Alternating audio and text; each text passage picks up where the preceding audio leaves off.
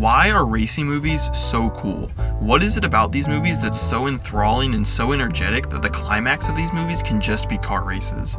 I think the key to these movies is how they use cars as a way to instantly bring energy to a scene.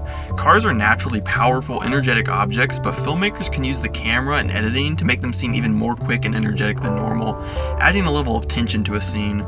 There's generally two ways this energy manifests. The car can either make a normal situation more tense, or the car can be part of an overall spectacle that's over the top and goes beyond just a normal race. My goal in this video is to look at how different films use cars to make scenes more exciting, and see which films do it better than others. One of the most common ways that cars are used in movies is to make a scene naturally tense. Cars, by nature, are high energy and tense, so by including these in a scene or writing a movie around using cars allows the movie to create high stakes easily. This can be seen across the entirety of the film's Speed, with nearly every scene revolving around a speeding bus, which allows the movie to have a high level of constant stress. This is built on by the way the camera is used to make every turn feel dangerous, with the bus coming incredibly close to hitting the camera. Camera placement is also commonly used in racing movies to make the audience feel closer to the car, typically being placed on the front or rear bumper so that the camera moves exactly with the car, while also being closer to the ground to make the movements feel faster. This technique allows the final race in Ford vs Ferrari to be so captivating. The final race is about 30 minutes long, but it's constantly engaging. The race itself is high stakes and dangerous, with a lot of racers having to quit because their car crashed or broke down, and it's filled with high stakes turns where the camera is placed low to the ground and near the body of the car, allowing the audience to feel like they're in the car along with Ken Miles. This idea of allowing the audience to feel like they're in the car is used similarly in other films to make the audience feel what the driver of the car is feeling, notably Days of Thunder. Tom Cruise's character in the film is a NASCAR driver who has had issues with his car getting bumped during races, so the camera shows every collision up close to fully show the audience the damage and help them understand the concern that Cruise has. This camera usage also comes up at the climax of the film, as Cruise has to drive through a wreck ahead to take the lead. A similar situation happened earlier in the film that led to Cruise wrecking his car, so this time the camera is placed on the front of the car to show what Cruise sees and how dangerous the situation is. This scene is so great because it has the natural tension of driving a car at over 100 miles per hour, as well as dangerous conditions ahead, and the audience is forced to watch the situation from the same perspective as the driver, creating a suspenseful scene that pays off as Cruise navigates the obstacles to take the lead.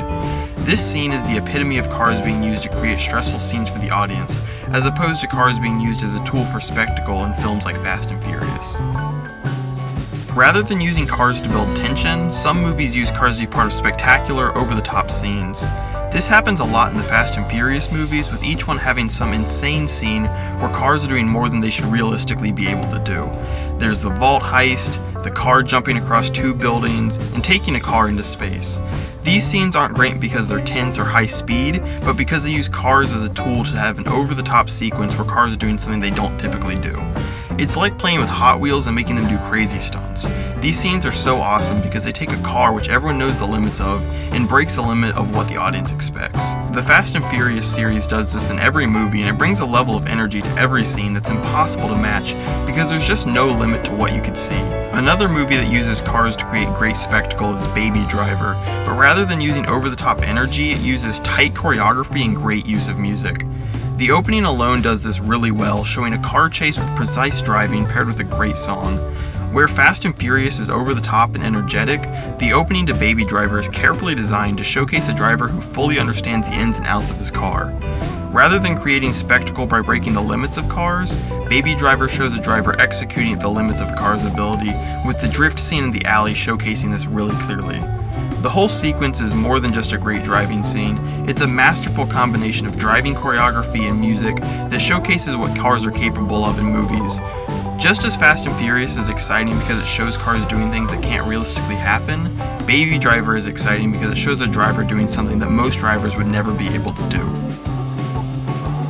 There are different ways to make a car's presence in a movie exciting, whether that be formal techniques like camera placement or bigger picture ideas like how a specific scene is constructed.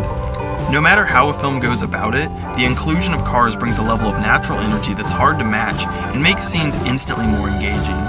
The inclusion of this powerful machine that's so commonplace instantly clues in audiences that something crazy and exciting is going to happen.